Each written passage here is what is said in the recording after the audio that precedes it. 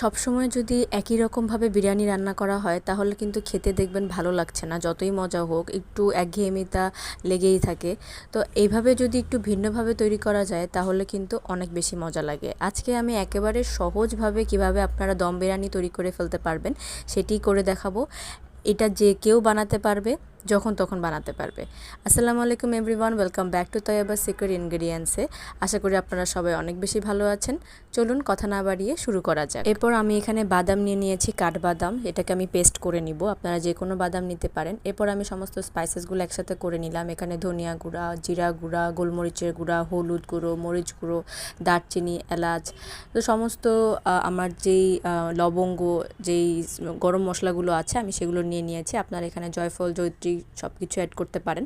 তো আমি যেহেতু একদম সহজভাবে দেখাচ্ছি, যেটা আমাদের বাসায় অ্যাভেলেবেল থাকে, আমি সেগুলোই নিয়ে নিয়েছি। তো এখানে আমি মুরগিগুলো নিয়ে নিয়েছি, ধুয়ে পরিষ্কার করে কেটে নিয়েছি, আপনারা দেখতেই পাচ্ছেন। তো এখানে আপনারা মোরগ ব্যবহার করতে পারেন বা যে কোনো ধরনের চিকেন আপনারা ব্যবহার করতে পারেন। আমি ছোট ছোট করে পিস করেছি। তো আমি এভাবে কেটে ধুয়ে পরিষ্কার করে এখন আমি এর মধ্যে এখন যে মশলাগুলো রেডি করেছি সেগুলো দিয়ে দিব। এখানে আমি বাদাম পেস্ট করে নিয়েছি। একই ব্লেন্ডারে আমি এখানে রসুন এবং কাঁচামরিচও ব্লেন্ড করে নিব। আপনারা যদি ঝাল কম চান তাহলে মরিচটা স্কিপ করতে পারেন, তবে দিলে অনেক বেশি মজা হয়, একটু ঝাল ঝাল হয়। তো এখানে আমি এখন মরিচ পেস্ট করে নিয়েছি, সেই পেস্টটা দিয়ে দিলাম রসুনের সাথে। তো এখানে আপনারা আপনাদের আন্দাজ মতো যতটুকু চিকেন ব্যবহার করছেন ওই অনুযায়ী দিয়ে দিবেন। আমি আমার আন্দাজ মতো 2 থেকে 3 চামচ পেস্ট দিয়ে দিলাম। আমি অতিরিক্ত কোনো মশলা এখানে ইউজ করব না, যেটা আমরা নর্মালি ইউজ করে থাকি সেগুলোই ইউজ করছি। এখানে আমি টক দই দিয়ে দিয়েছি 1 টেবিল চামচ থেকে 2 টেবিল চামচ এর মধ্যে আপনারা দিতে পারেন। এটা যেহেতু ছোটো চামচ তাই আমার 2-3 বার দেওয়া লেগেছে। তো এরপর আমি সমস্ত স্পাইসেসগুলো অ্যাড করে দিচ্ছি। এখানে আমি আদা রসুন পেস্ট অ্যাড করলাম। এখানে আপনারা মশলাটার উপরে অনেক বেশি ফোকাস করে আপনাদের ম্যারিনেশনের উপর, যে মাংসটা কীরকম ফ্লেভারফুল হবে। স্বাদমতো লবণ দিয়ে দিলাম, কাঁচা পেঁয়াজ দিয়ে দিলাম। এখন আমি এখানে কিন্তু বেরেস্তাও ইউজ করব। বেরেস্তাটাও আমার মনে হয় যেটা অনেক বেশি মজা লাগে, ফ্লেভারটা সুন্দর হয়। তো এখানে আমি পেঁয়াজ বেরেস্তাও ইউজ করেছি, কাঁচা পেঁয়াজও ইউজ করেছি। এখন আমি হাতে মেখে সুন্দরভাবে এটাকে ম্যারিনেট করে নিব। চেষ্টা করবেন যে মশলাটা যেন ভালোভাবে মাংসের মধ্যে ঢুকে, সেজন্য আমার মনে হয় হাত দিয়ে ম্যারিনেশন করাটাই বেস্ট। কারণ চামচ দিয়ে আমরা যখন করে থাকি অতটা ভালো নাও হতে পারে, মাংসের মধ্যে নাও ঢুকতে পারে। আমি হাত দিয়ে ভালোভাবে ম্যারিনেশন করে নিচ্ছি। এখানে আমি বিরিয়ানির মশলা ইউজ করছি, আপনারা যে যেটা ইউজ করেন সেই প্যাকেটের মশলা ইউজ করতে পারেন।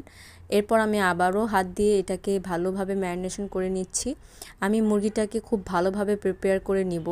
আপনারা চাইলে, অনেকে চাইলে আলাদা করে একবারে দমে বসিয়ে দেয়, তবে আমার মনে হয় ওটা নর্মাল বিরিয়ানির মতো হয়ে যায়। তো আমি এখানে তেজপাতা ইউজ করছি এবং তেল দিয়ে দিলাম, এবং এটাকে আমি প্রায় 1-2 ঘন্টা রেস্ট করতে দিব। যতক্ষণ আপনারা পারেন ততক্ষণ রেস্ট করতে দিতে পারেন। তো আমি এটাকে, যেটা বলছিলাম, আমি আলাদা করে মুরগিটাকে প্রিপেয়ার করে নিব।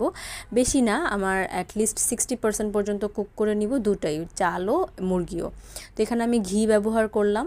ঘি দিয়ে আমি এই মাংসটা বসিয়ে দিলাম কিছুক্ষণ। এটাকে আমি এখন কুক করে নিব। সামান্য একটু পানি দিব, বেশি না, মুরগি থেকেও একটা পানি ছাড়বে।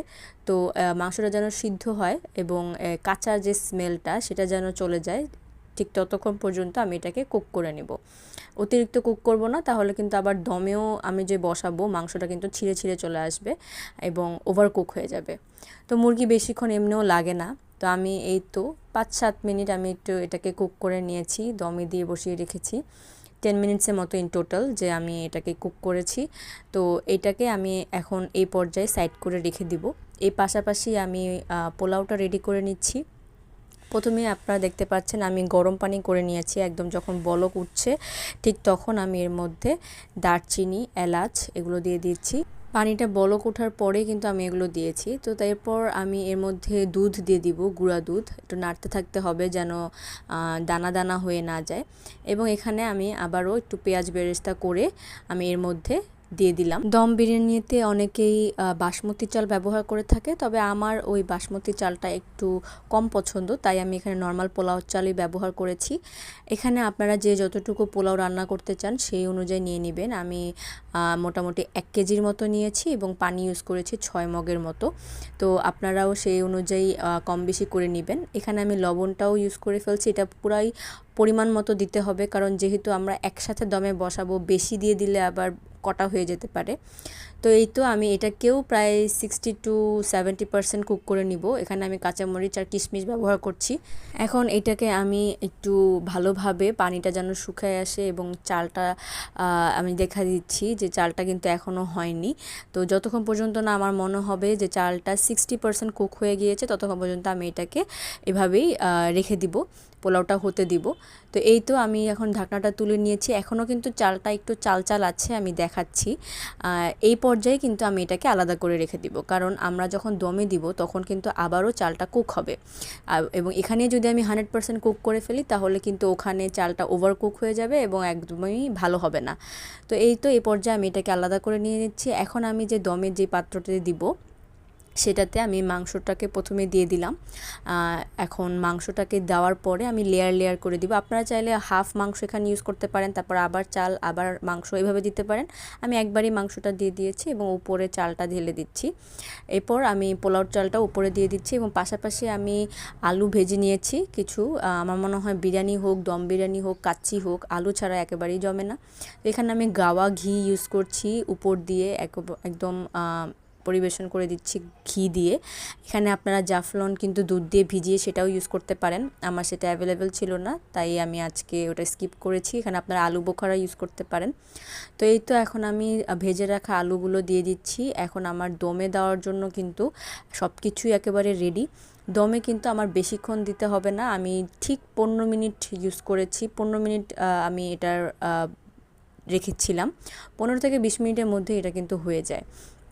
তো আমি তো এখন ঢেকে দিলাম। খেয়াল রাখতে হবে এমন পাত্রতে দিতে হবে যেন একেবারেই কোনো দিক থেকে হাওয়া না বের হয়। তো আমি উপরে একটা পুতার মাধ্যমে এটাকে একদম লক করে দিয়েছিলাম। তো এই তো 15 মিনিট পর আমি ঢাকনাটা তুলে নিয়েছি।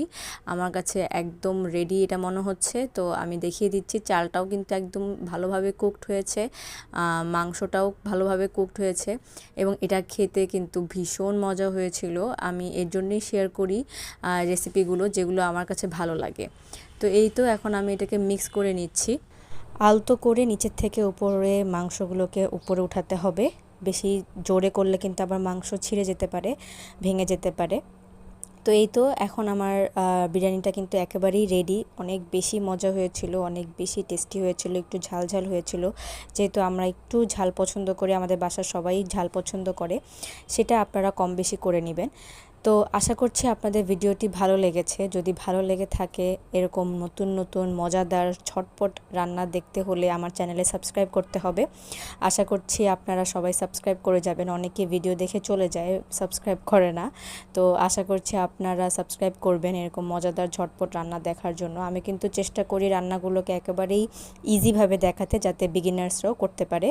তো আশা করছি আপনাদের ভিডিওটি ভালো লাগবে। যদি ভালো লেগে থাকে লাইক করবেন, কমেন্ট করবেন, বেশি বেশি শেয়ার করবেন ফ্রেন্ডস আর ফ্যামিলির সাথে এবং চ্যানেলটিকে সাবস্ক্রাইব করে দিবেন। দেখা হবে নেক্সট ভিডিওতে। আল্লাহ হাফেজ।